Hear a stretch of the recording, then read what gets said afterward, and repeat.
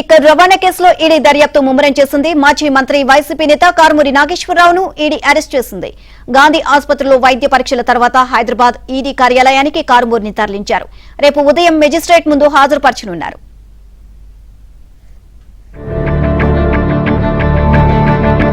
Andhra Pradesh liquor కేసులో కీలక పరిణామం చోటు చేసుకుంది. మాజీ మంత్రి వైసీపీ నేత కారుమూరి నాగేశ్వరరావును ఈడీ అధికారులు అరెస్ట్ చేశారు.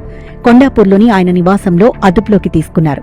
వైసీపీ ప్రభుత్వ మద్యం డిపోల నుంచి ప్రభుత్వ మద్యం దుకాణాలకు లిక్కర్ తరలించే టెండర్లలో భారీ అక్రమాలు జరిగాయని ఏపీసీఏడీ నమోదు చేసిన కేసు ఆధారంగా ఈడీ మనీ లాండరింగ్ దర్యాప్తు ప్రారంభించింది.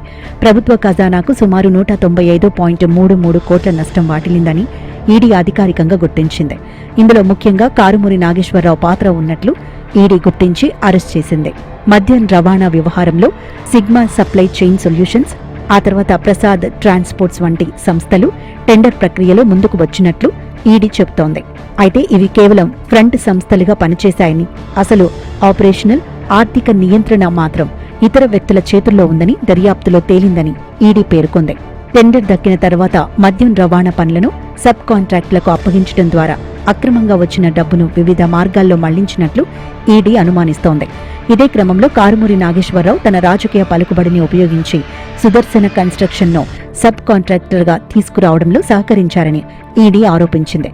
సుమారు 28 కోట్ల ముడుపులు తీసుకున్నట్లు ఈడీ అధికారులు చెబుతున్నారు. కాంట్రాక్ట్ ద్వారా వచ్చిన మొత్తాన్ని నేరుగా ఒకే ఖాతాలో ఉంచకుండా వివిధ సంస్థలు, సబ్ కాంట్రాక్టర్లు, వ్యక్తుల మధ్య మళ్లించినట్లు దర్యాప్తులో గుర్తించామని ఈడీ గుర్తించింది. దీంతో అసలు లబ్ధిదారులు ఎవరు, ఎవరి ఆదేశాలతో డబ్బులు మళ్లాయి, ఆ డబ్బు చివరకు ఎక్కడికి చేరింది అనే కోణంలో దర్యాప్తు కొనసాగుతోంది. ఈడీ దర్యాప్తులో బయటపడిన మరో కీలక అంశం డబ్బుల పంపిణీ విధానం. మద్యం రవాణా ద్వారా వచ్చిన ఆదాయంలో 96% సిండికేట్కు సంబంధించిన ఖాతాలకు వెళ్లగా మిగిలిన 4% సిగ్మా సంస్థకు మళ్లించినట్లు గుర్తించారు. అంటే కాంట్రాక్ట్ ఒక సంస్థ పేరుతో ఉన్నప్పటికీ దాని వెనుక అసలు ఆర్థిక ప్రయోజనం ఎవరికి దక్కింది అన్నదే ఈడీ దర్యాప్తులో ప్రధాన ప్రశ్నగా మారింది. ఈ కేసులో భాగంగా జూన్ 11న హైదరాబాద్లోని మాజీ మంత్రి కారుమూరి నాగేశ్వరరావు, ఆయన కుమారుడు సునీల్ కుమార్కు చెందిన నివాసాల్లో ఈడీ సోదాలు నిర్వహించింది. ఈ సోదాల్లో విలాసవంతమైన కారు, సుమారు 94.5 లక్షల విలువైన ఖరీదైన వాచ్లు, లెక్కల్లో చూపని నగదు, జాయింట్ వెంచర్ ఒప్పందాలు, ఆస్తి పత్రాలు, అనుమానాస్పద లావాదేవీలకు సంబంధించిన పత్రాలు స్వాధీనం చేసుకున్నట్లు ఈడీ ప్రకటించింది. ఈ కేసులో కారుమూరి నాగేశ్వరరావు కుమారుడు సునీల్ కుమార్ను ఈడీ అరెస్ట్ చేయగా ప్రస్తుతం జైల్లో ఉన్నారు.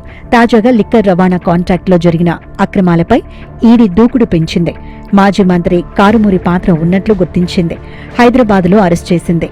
ఈ కేసులో టెండర్ ప్రక్రియను ప్రభావితం చేయడం, సుదర్శన్ కన్స్ట్రక్షన్ను సబ్ కాంట్రాక్టర్గా తీసుకురావడం, నిధుల మళ్లింపులో కారుమూరి నాగేశ్వరరావు పాత్ర ఉందన్న ఈడీ వాదనలను కోర్టు ఆర్డర్లో నమోదు చేసింది.